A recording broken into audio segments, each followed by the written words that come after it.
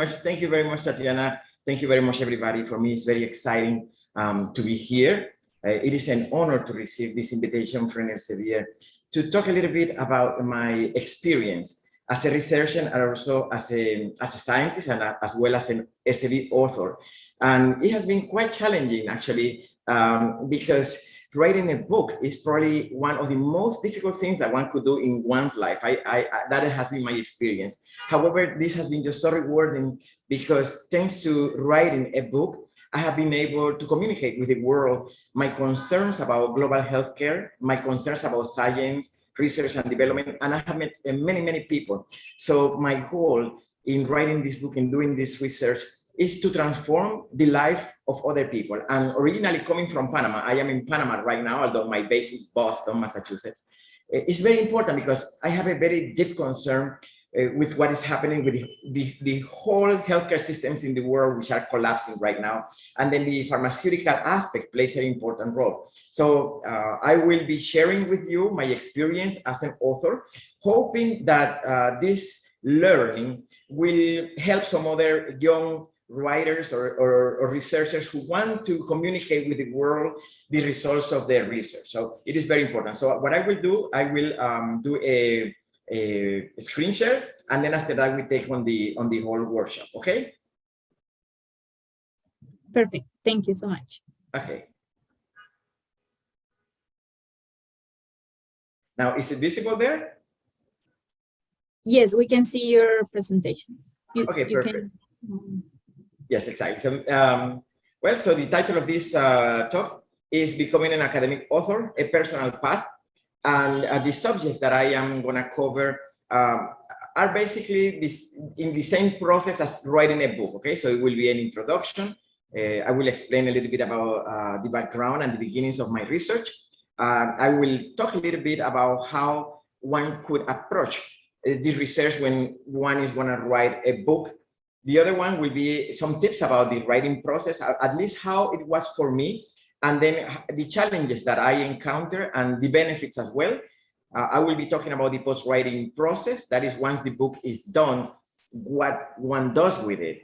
Later, I will discuss about finding a publisher, which is one of the most difficult things indeed. And then the final part will be about becoming an author and giving some tips about how to do that successfully. But first of all, I would like to provide some acknowledgement. I would like to thank Arturo Diaz, Tatiana Castro, who is present, Arturo also, Azuria Aparicio, Claudia Tostado, Ana Garcia from Mexico, and as well as my publisher, Andre Wolf from Cambridge, Massachusetts in the United States. So let us begin. I'm sorry, could you please share your presentation in full screen? We are seeing the PowerPoint. Okay. Great. Perfect. Now Wonderful. we can see it well. Thank you. Wonderful. Yeah. So with Elsevier, I have so far 2 books. One of them was The World Healthcare Crisis from the Laboratory Bench to the Patient's Bedside, which was published in 2011. And then it was also translated into Spanish in 2014. The World Healthcare Crisis is a seminal work. It is a first in its kind in the planet, because it not only analyzed the reasons why we are having a healthcare crisis all over, not only in the industrialized countries and also in the developing world, but also in the countries which are in the middle range. One of the key messages in this book is the role of the pharmaceutical industry exacerbating this crisis, as well as some other factors such as the facility of communication to transportation, the overpopulation, the high cost of drug discovery and development, and also an aging population. In fact, in this book, the current pandemic of COVID-19 was predicted in the 2nd chapter, as well as how it was going to evolve, what the reaction of the pharmaceutical industry was going to be, what the reaction of the world per se was going to be, how the governments were going to react. So all of that is in that book. Also, it talks about the collapse of the healthcare systems, and also the many challenges that we were going to face, because if you have a healthcare crisis, then you will have an economic crisis all over. So those things happened. It was published in 2011. And after that, then I published in 2019 the core model. which is a collaborative paradigm for the pharmaceutical industry and global healthcare. And here I just basically developed an economic theory, which I had discovered back in 2004, and that was published, as I will indicate later, in Nature Reviews Drug Discovery. And it is very interesting because for me, these two books, even though they are two separate things, are like mirror images of each other. The process of writing them, the process of researching them, the process of presenting them is basically complementary. Yet one of them talks about the problems and the other one talks about the solution. So for me, it is very, very exciting to share with you that process, so that in case that some other person is interested in working in this field of interface between science, medicine, global healthcare, economics, and sociology, then they will have at least a guide or a model to work on. Also, I have been a co-author or a contributor author in other books, for instance, in Collaborative Innovation in Drug Discovery, which was published by Wiley. I presented the original core model there. Also in Principle of Gender-Specific Medicine, talking about the pharmaceutical aspects of that are involved in precision medicine and in personalized medicine, which is a new field in science, in which basically we take more information about the human biology as well as the environment in order to develop new drugs and to develop healthcare. This book is very important because it won in 2018 the PROS Award of clinical excellence, the best book of clinical excellence in the United States. And then also for 2023, we are going to work on in the 4th edition also with Elsevier. And finally, I am in the talks right now with Elsevier to write the 2nd edition of the World Healthcare Crisis, which I expect it will be a very interesting book because it will take into consideration all the geopolitical, the main geopolitical factors that are having an impact both in healthcare, in food, and also in the planet regarding global warming. So I will provide with you to you a little bit about the background, how I started this research, and this path that I follow is very personal, by the way, because first of all, yes, I come from the world of academia, but also from the world of entrepreneurship and also as an independent researcher.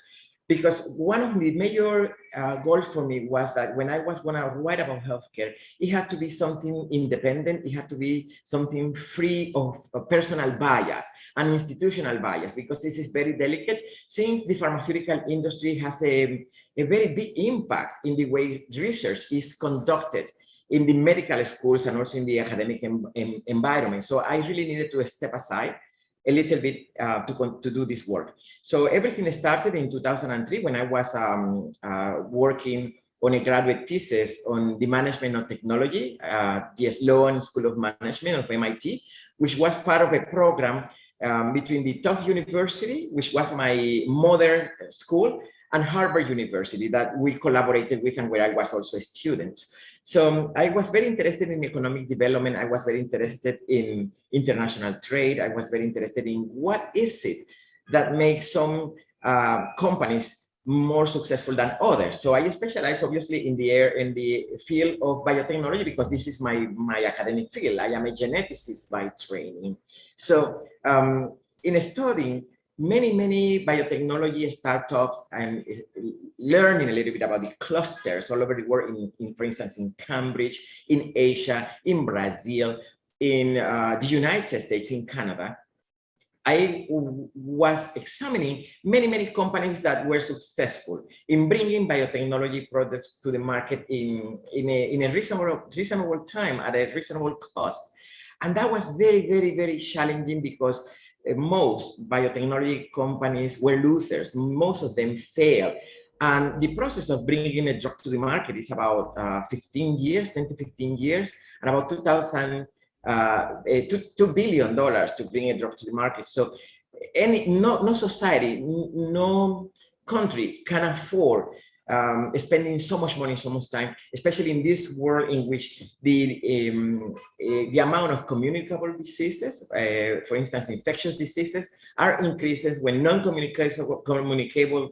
communicable diseases such as diabetes, cancer, cardiovascular ailments increase as well, right? So we need to find better ways to optimize that process. So that was a big concern, together with all of those economic ideas that I was examining.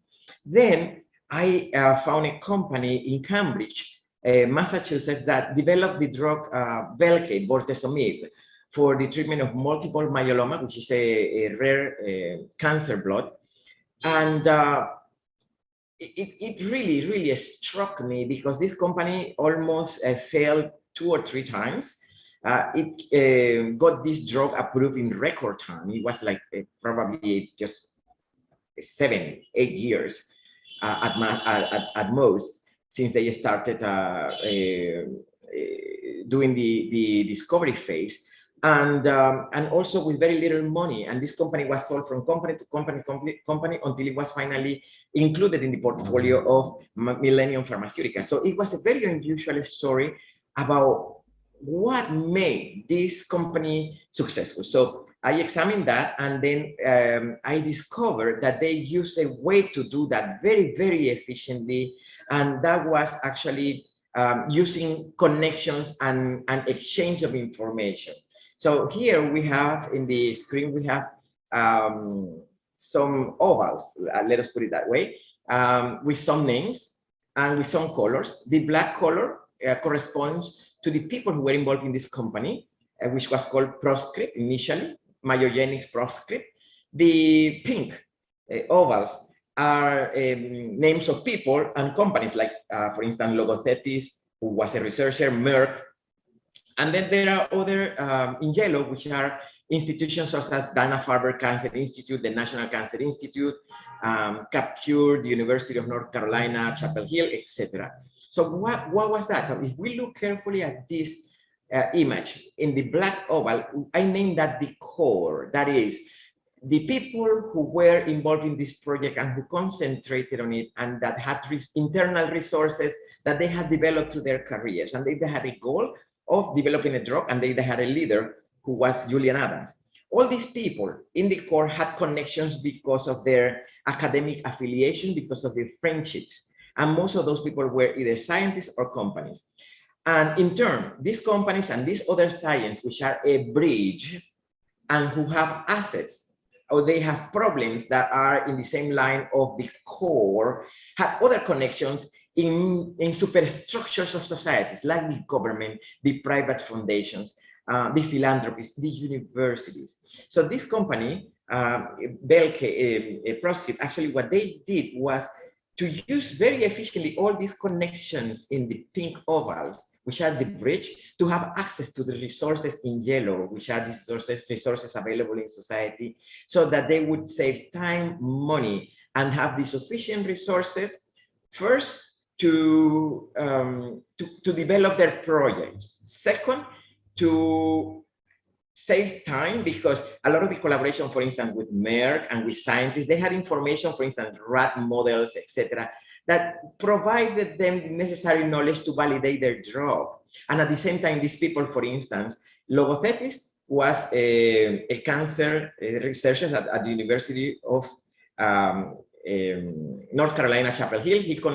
He knew Soul, who was at the NCI, and also he knew some people at Capcure. So these people provided the initial funding so that this company wouldn't fail. So in that way, which seemed to be very easy, this drug was developed in record time and with very little amount of money, and it was saved twice from failing, basically bankruptcy, because they didn't have any money left. And in that way, this was simplified as the core model. So what was the learning about this? The learning was that sometimes we do things in our work or in society, and we don't know why we are doing it or how we could optimize this. So this discovery of the core model taught us that, in fact, when you are a small company or an individual or a small foundation or a university or a lab or someone who wants to achieve a goal, you have very little resources and you have very limited time. So the way in which you capitalize on your connections is talking to people who have interesting projects and who are in the same line as you or who have connections, so that these people can provide you with feedback as well as further connections that would allow you to succeed in your project. So this is an oversimplification. I will be developing this in a conference in Mexico shortly, but at least to give you an idea about how this started about. So when I had this and I published in Nature, a good friend of mine from Switzerland told me, Ibis, but you are talking about this very interesting thing. And he's an economist. So he told me, why don't you write a book? And I said, well, how am I going to write a book? That costs a lot of money and it is a lot of time. And he told me, don't worry about the money and don't worry about the time. I'm gonna finance the book. So it was basically a grant of around $500,000 to travel all over the world and to do some research and to finally come up with the book. So it was a process that took me 6 years of my life. It was my first book, and at this time I was already an independent person. So basically, even though one has good credentials and one went to the top schools and one has scientific articles, etc., when it comes to this new stage in my life, basically I was no one, in the sense that to publish a book requires a lot of experience, not only in research, but also with other type of publication, and in many cases also a university appointment. So I am very grateful to Elsevier for providing me this opportunity and for believing in me and believing in my research and believing in my work. And how was that possible? It is because they knew that the research was well done. So that is very important when we talk about research, that the research that we do is a solid research, and that we always go to the data, to the science. That is what should speak in the end. So research is not very easy. Sometimes when we start a project, for instance, this is a painting that I own and that I bought it because it's very beautiful, because it does reflect how one feels. And many people here, I'm sure, are researchers, are professors, are students, and this is how one thinks when one faces a problem that one wants to research. So it's almost like a web, and all the ideas are swirling around, and one wants to basically to fix them and develop them. So concerning research, there are two approaches. One of them could be an inductive method or inductive reasoning, and the other one could be the deductive reasoning. The first one basically goes from the particular to the general. It is the scientific method is part of this inductive method. It is based on observation, hypothesis, experimentation, in order to develop theories and laws. And the deductive method basically is testing existing theories or big paradigms and then finding for them application. So for my first book, I used the inductive method. For the second book, a little bit of both, actually. And so I will focus right now on the inductive method, in which basically one observes, and as I already explained to you, in the beginning, the observation was that there was this company, Myogenics Proscript, that developed this drug in record time and with little amount of money. So based upon that, then I developed a hypothesis, and the hypothesis was that the connections helped them, but I needed to test it. I needed to experiment it, and I went to do a lot of field work to do the literature review, as well as to meet everybody who was involved in the discovery of this work. Julian Adams, Professor Goldberg from Harvard, Professor Ross from the University of Massachusetts, people from Millennium Pharmaceuticals, etc., and to talk to them and to elaborate my hypothesis and then test whether what I was thinking was right or whether it was wrong. So finally, the hypothesis was tested, and then I was able to publish the Nature paper. Now, once I had the core model and it was published, and the book on the World Healthcare Crisis was published, in 2020, my colleague Raghunath Chaguturu and I sat down because we were really concerned that in the time of pandemic, there was not one single article. There was not one single strategy about how to deal with the pandemic. And we were really, really shocked that that such a strategy from the public schools in the world wasn't available. So we developed this article that we published in Drug Discovery World in England, and it is the race to COVID-19, and where the core model then is used to predict the future development of vaccines and of drugs for the pandemic, for COVID-19. So it was now part of a deductive a method in which the theory of the core model was already established, and then we dissected it, and then we went backwards to predict and to show and to say how these vaccines and how these drugs were gonna be developed and what was the best strategy. And in fact, the best strategy and the way in which the vaccines were developed was exactly as this article that people could look up in Drug Discovery World in the summer of 2020. That was the way in which it was developed. So we could see how a research, a problem that was very, very simple, I would say, then becomes a theory, and then how we could go from the inductive to the deductive, and from the deductive to the inductive. So this is very, very important. And as well as the internal process, because everything, when one writes a book, when one writes an article, one has the data, could be laboratory data, could be statistical data, it could be other sort of information, yet the researcher must have it clear in his or her head what he is going to do, what is he gonna research about, and what he's gonna do with that research. So some of the questions that I asked myself were always all the time was, why am I doing this? And my answer was, well, I want to do it because I want to, first, I want people to know about my theory, my discovery. I want to build a better society. And I think that I shouldn't be silent and keep this knowledge to myself when probably it is a contribution to the world. So that was the reason what I was doing and what I wanted to publish it. What were my expectations? Of course, when one works in the academic world and when one works independently, what one wants is recognition of one work. So one creates an asset, one wants to have another credential that will allow oneself to go to the next level in one's career. Okay, so that was very important to have it clear. Who is going to be my audience? I wanted everybody to be my audience. And the other important question what were my assets and what were my weaknesses? So I had many assets. I already had the core model. I had the research advanced. I had the intellect. I had the education, all of that, the scientific training and the economic training as well, etc. But and I also had the money. But there were other things that I was missing. That was that I had not published a book before. I had to contact people. I had to interview people all over the world. I had to establish those connections. And it was thanks to contacts that I reached out to people at the FDA, at the major pharmaceutical companies, at the EMA in the UK, to the major banks, to the major pharmaceutical biotechnology companies, etc. So I applied the core model also to get advanced in this. And what was my level of commitment? Well, my level of commitment was full-time. So if I wanted to write this book and I had the money and I had already a clear idea about what I was going to do, I said, I am going to dedicate my whole time for this. This was actually for my first book. My second book was a different story that I will share with you later. But it is very important to go over this exercise.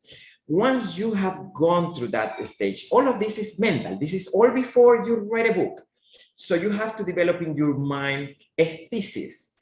That is, what exactly is the message that you are going to send? What is your book going to be based on? And then you have to have an antithesis. And that antithesis is basically the opposite.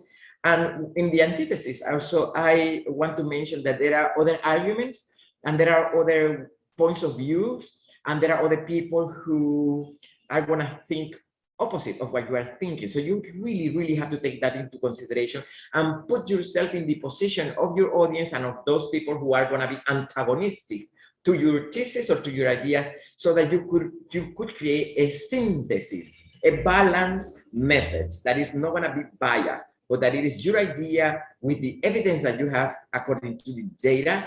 Plus, then there comes this this gray zone, which is the inspiration, right? That could either allow you to succeed in your project or or will sink it.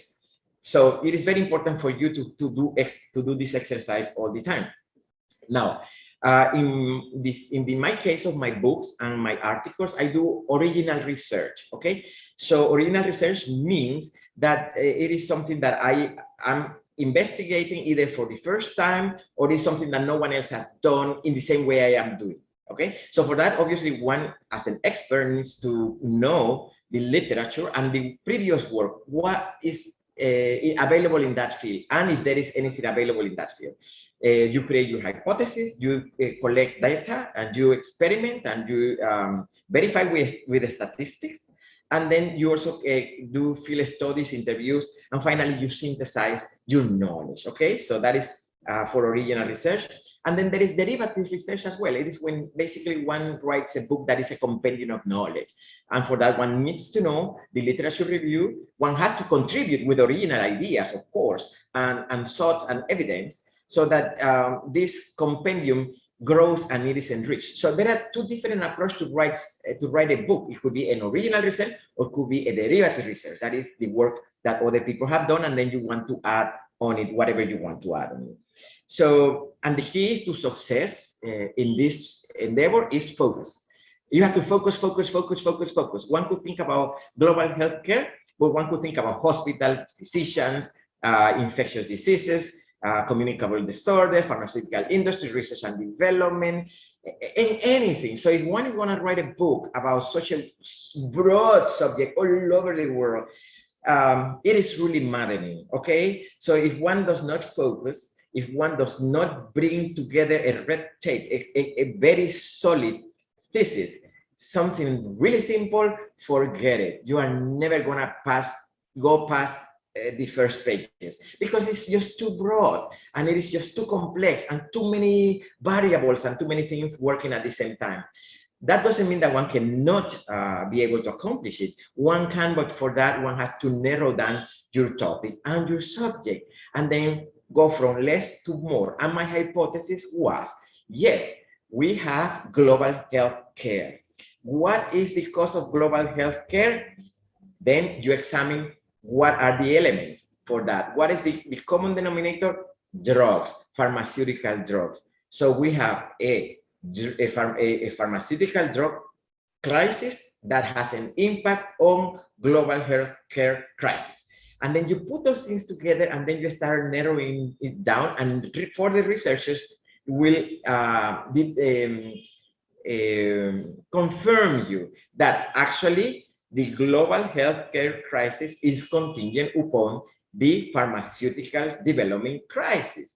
And then you put it together, and from then you can grow, and then you could go and analyze the pharmaceutical industry, the global healthcare system, the FDA, the society as a whole, prevention, and you name it, intellectual property law, marketing, distribution, the future of science, infectious diseases, etc. So you go from a little platform, from one single sentence that you have created because of your previous research, and then you grow, basically like the DNA, how one becomes a whole organism, just something as small as a DNA molecule. So that is a very, very important to understand. So first of all, a writer has to have a very clear idea about what he has to communicate, okay? So you yourself, as a writer, must know what you're going to say. One is not going to sit there in front of a computer to get to be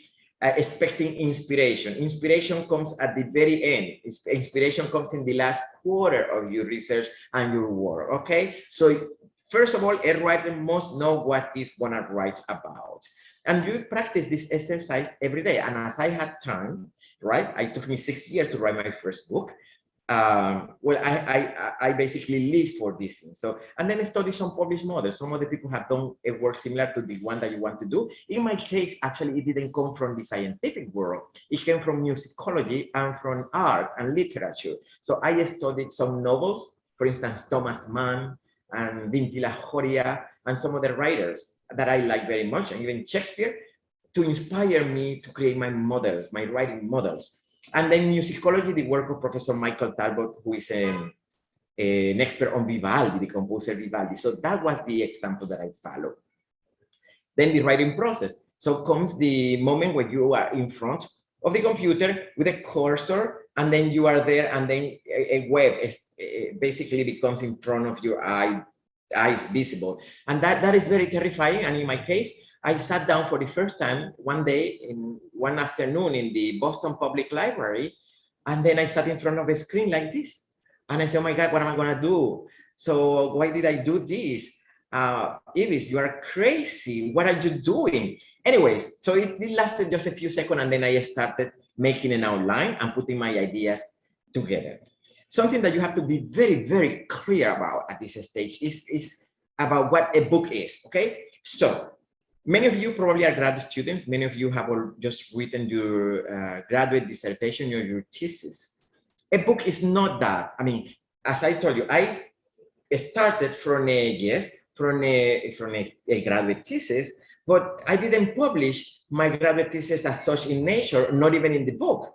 So I modified, I extracted the concept, I extracted the message, the core message, and I developed it, and I rewrote the whole thing. Okay, so a book is not a dissertation or a thesis because no one is gonna read it. Okay, so it could be something like a reference or something like that, but no one is really gonna enjoy it. A book is a story. It is like a novel. As I told you, I just mentioned the example of literature, and it is a story about what things are going to happen, and then you have to keep the interest of the writer, even if it is a scientific subject, even if it is mathematics, physics, or whatever.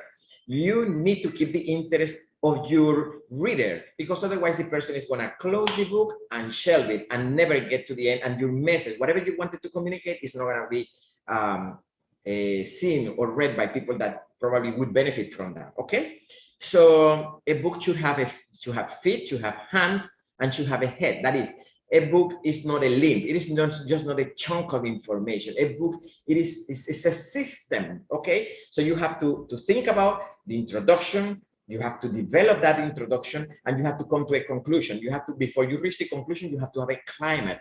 And every single point that you address in your introduction in the beginning of your book, you have to develop every single one of them. And then they should all come up resolved or not resolved at the end of the book. So that is what makes a great book. That is what makes a book successful. That is what makes a book enjoyable, that people are gonna go back and then they go fluidly from the beginning to the end.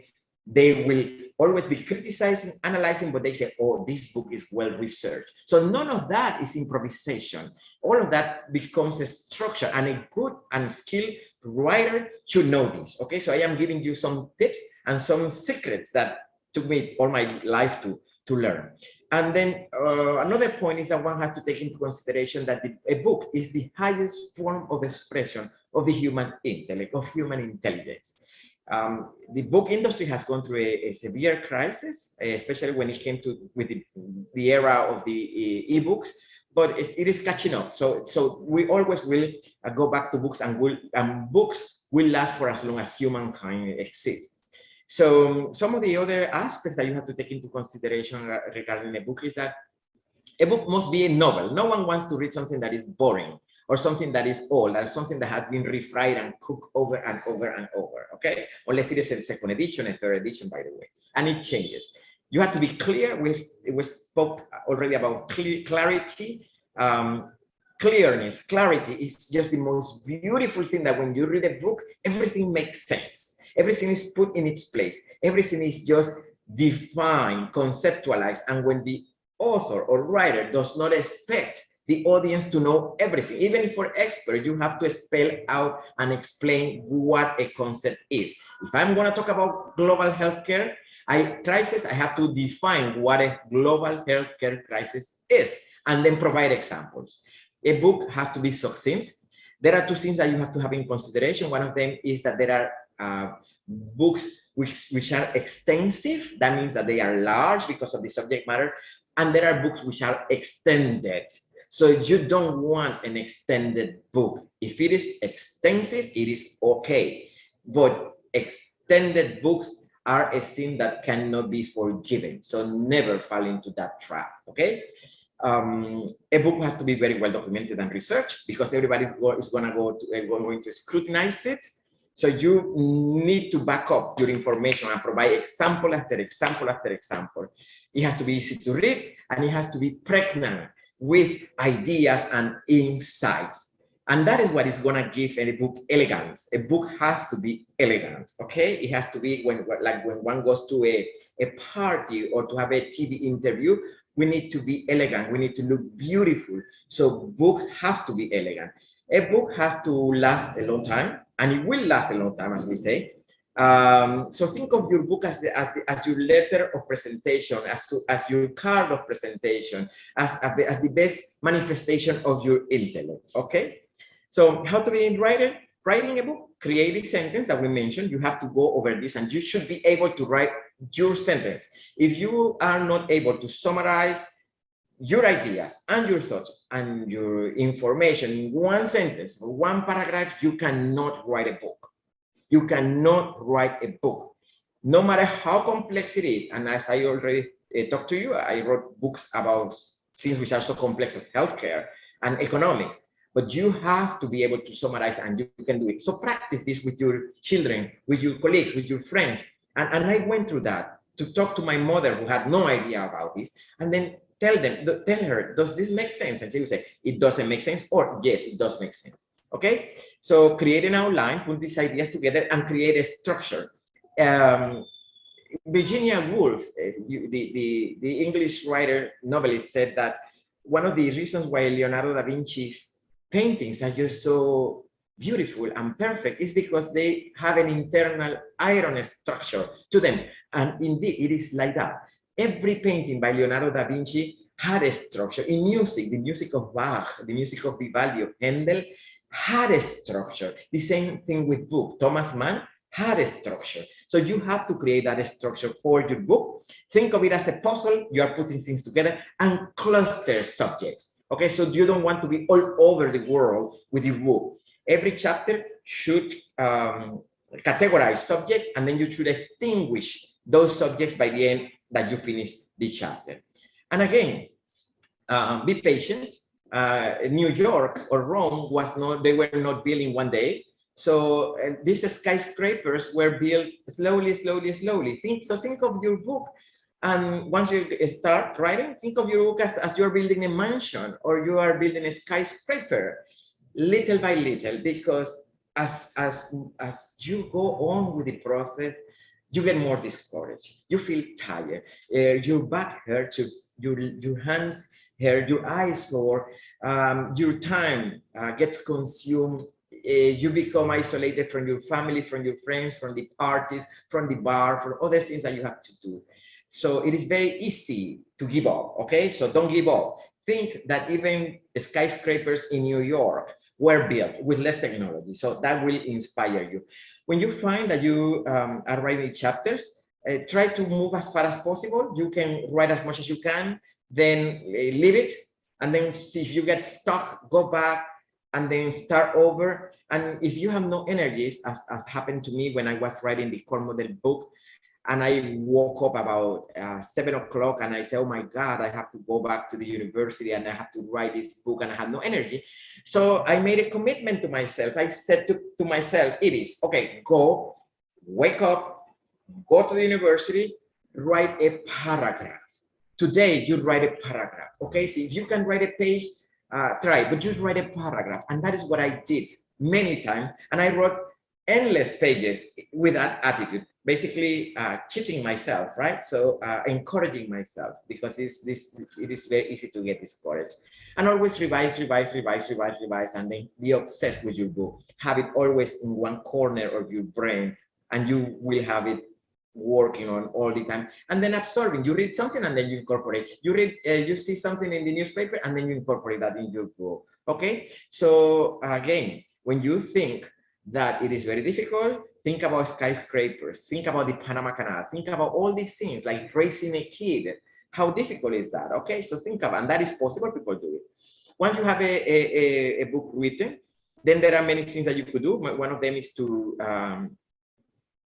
share it with some people, and I am very mindful about that. I think it's very important to share with people that you know and that you trust. Some people will give you good advice, some people will give you bad advice. Some people are going to feel jealous about what you have accomplished. So you have to be very careful with whom you share your book. I didn't share with anyone. I wrote the whole book. And once I had done all the work, I did send it to some few people that I had interviewed from the FDA, Janet Woodcock and Julian Adams, and a couple of other people, friends of mine who are very close. I didn't share it with many people. So I think that you have to be very careful and you have to be very prepared for criticisms, because many of you are grad students and you know that you are going to be shredded.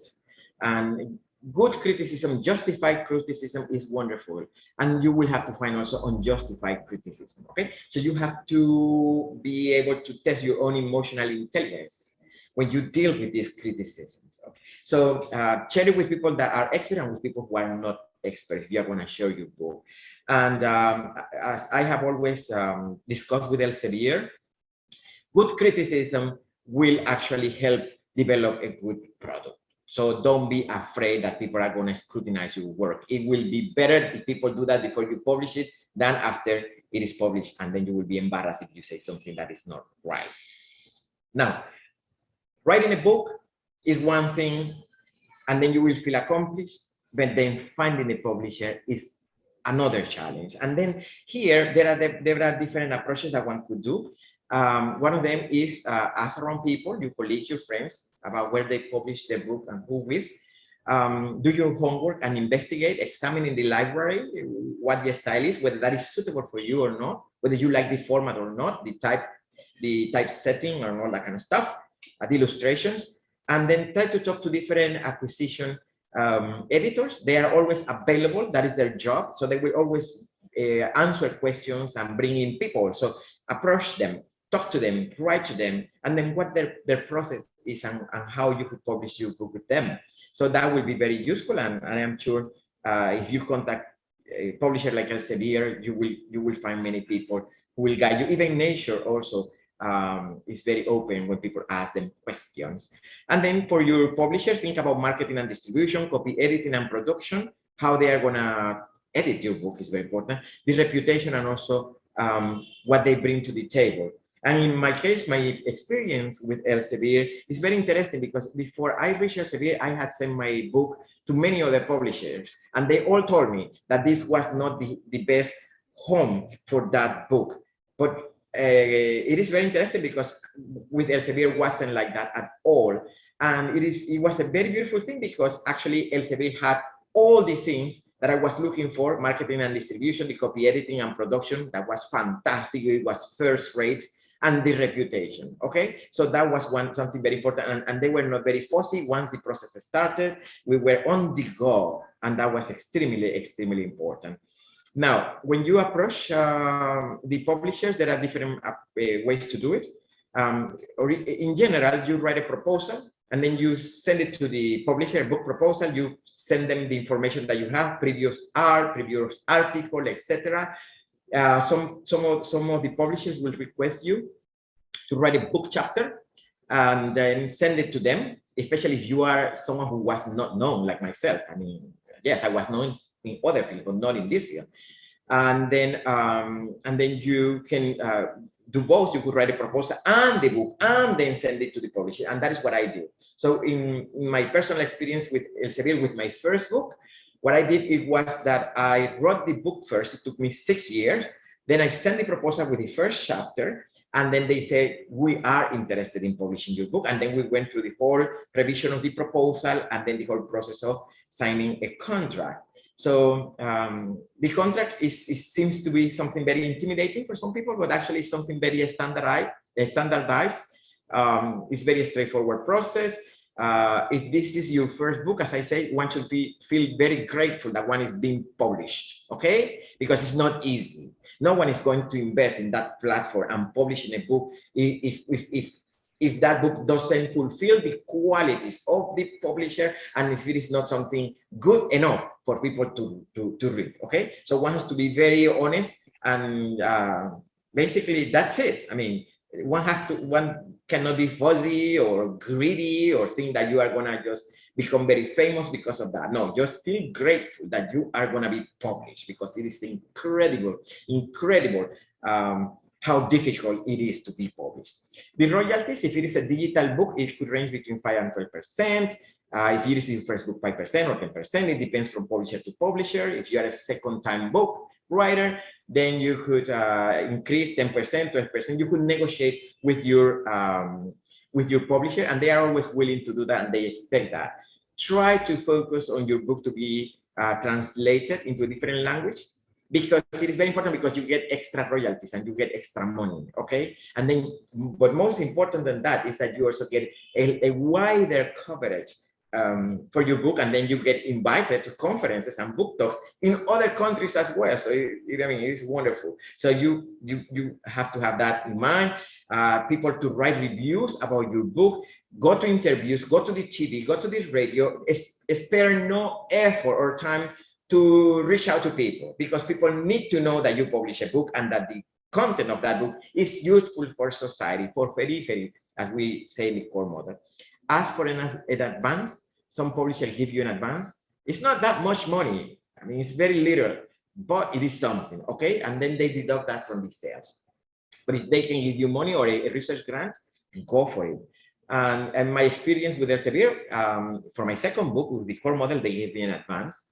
They have been just wonderful. And my book has been translated into Spanish, and they have promoted it. So it is, I mean, it's not because Elsevier invited me to this stuff, but my experience has been wonderful, so much that I will write another book with them. So the questions in the proposal are the title, the subject, the relevance, the market, the previous art, the competitive advantage, the audience. Is basically a business model, okay? So you think about it, because publishers need to sell books in order to sustain their business, in order to survive. And then the more good books they have, the more they earn. And the same way, the better the author is, the more emphasis they put in that author. So think about, they have all those things in mind when you write a book and when you want to publish with a academic a publisher, because trade publisher is a different story, okay? And for that, you would probably need an agent. And how about becoming an author? I mean, there is a difference between being a researcher. There is a difference between being a writer, and there is a difference between being an author. Who is an author? An author is a writer that has published a book, that has that seal of stamp, that stamp of approval there, that says this went through peer review, this went through scrutiny, this went through all of those editing processes that are extremely important, editing and production processes that are extremely important for you to become an authority in the field that you are talking about. So it's not a small achievement.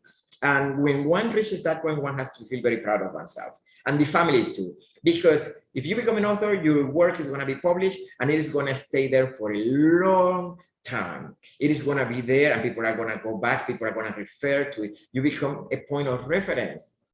So that is extremely something that is important, and something that one should feel very proud about. But at the same time, one has to be conscious that a new phase in one's career starts, in one's life, and that the success of that process or of that project will depend on you as an author, because it is your child, and you have to take care of it, and you have to promote it as well. So my advice to many people is just not to feel very proud about it internally, but it shouldn't go to your head, okay? Many people say, oh, I don't go to that interview in the radio because it's below my level, or I don't go to that TV program because it is unworthy of me, or my research is just so important that only I accept invitation from top universities. I mean, that is really ridiculous, and one should avoid falling into that trap, because the process of writing a book is to spread knowledge all over the world. The more, the merrier, okay? So it is very important for you to work, and this is part of your duty as an author, to promote your work and to work back and forth with your publisher in that process, because they give you some guidelines, and then give you some strategies, and they create a whole series of digital tools for you to benefit, for you to work. And Elsevier is one firm that has a lot of that, okay? So benefit from that. talk to your publisher, talk to your editors, talk to people who are going to help you with that. And also do community work, project yourself. No, there is no one that intelligent and that smart and that famous who could not become humble and work with people who need. Okay, so it's very important that even if you work in the top universities, you come down and talk to people who need your knowledge and who need your help, and have it always in mind, because that actually allows you to grow, to become a grander, to become even a better person. All of those things are your responsibilities or as an author. So about the tips that I would have to give you as someone who has written 2 books that I feel very proud about are, first of all, try to get your book published with a very famous or prestigious publisher. That makes a difference, okay? Try not to self-publish. If you do self-publishing, what happens is that you are not gonna be having a wonderfully edited book. It's like pharmaceutical drugs. If you go to the original pharmaceutical company, rest assured that you're gonna have high levels and high standards of quality control. The same here. If you go through a publisher, you are going to have that distribution and a platform. If you don't do that, if you go through whatever editors or self-publish, you are not going to get that. And as a scientist or as a scholar, you don't want to do that. That no one is going to buy that book. No one is going to really highly respectable people who are going to second guess. So you have, even if you get rejected over and over and over, you have to publish your book in a good publishing house.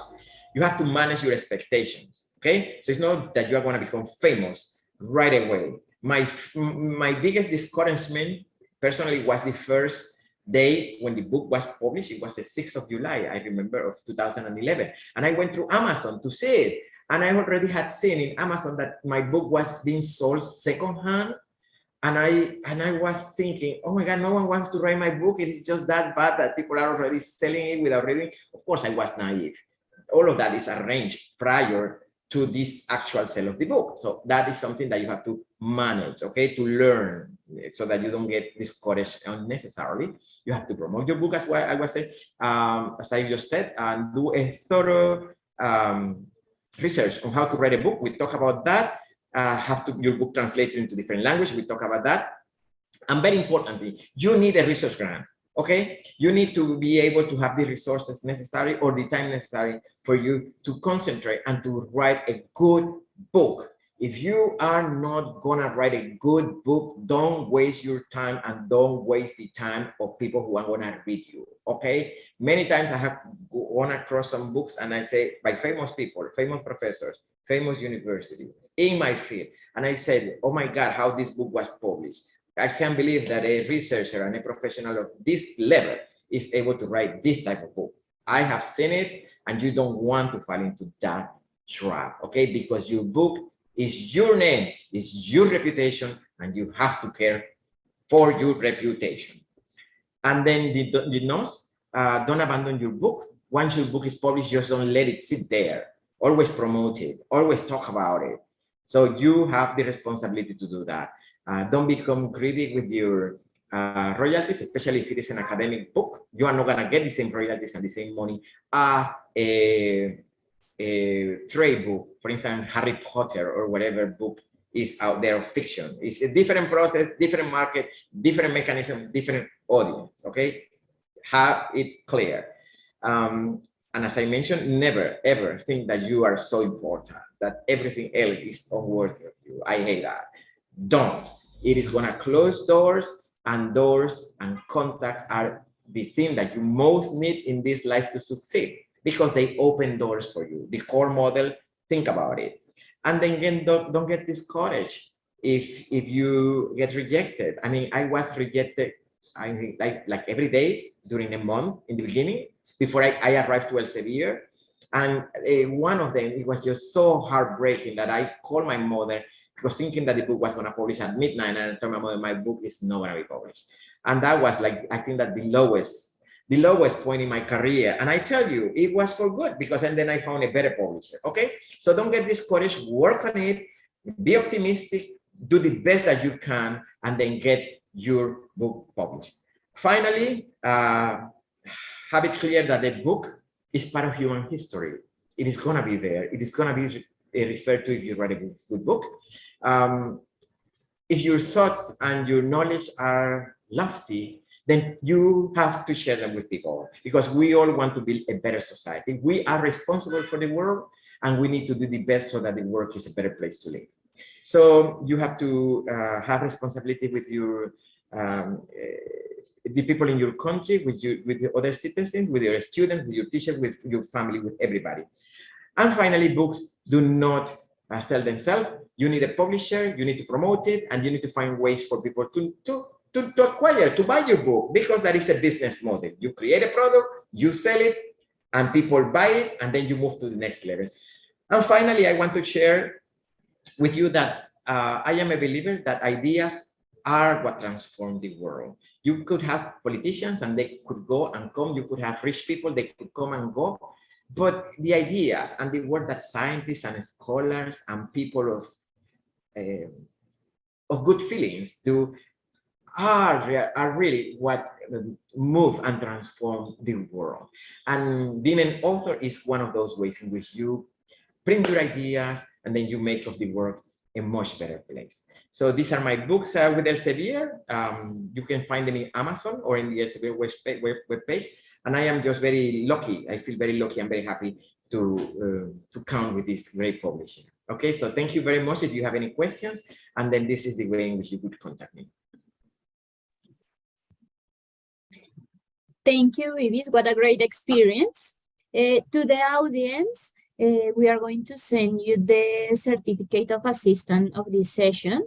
Please do not hesitate to ask any questions to our author or contact us in case of any comment, or if you have any additional doubts, we will be more than happy to support you. I can see that Daniel sent us a chat with great talk, excellent advice. I don't know if anyone wants to, I think we are short of time, but if we can't answer your questions today, please send it to us, and I'm sure that Dr. Ibis or I will send you the answers. So thank you, Sylvia. I think, I don't know, I think we are on time. So thank you. I will be happy to answer. Yeah. I don't know, Emily, how much time we have left for the questions. Well, this is technically kind of our like lunch break, but if people want to stay on and if you want to stay on, I'm happy to keep the room open. Oh, that's okay. I don't know. We don't have questions in the chat. Everyone is saying thank you for the session, but please, we know that this is a great information to share. So we have the open window, so you can write us in any moment as Elsevier, and of course as an author, Dr. Ibis and I will be in contact with you. I will send you the certificate of attendance. So thank you very much and have a good rest of the day and a good weekend. Thank you. Thank you, Dr. Ibis. Thank you very much. Thank you.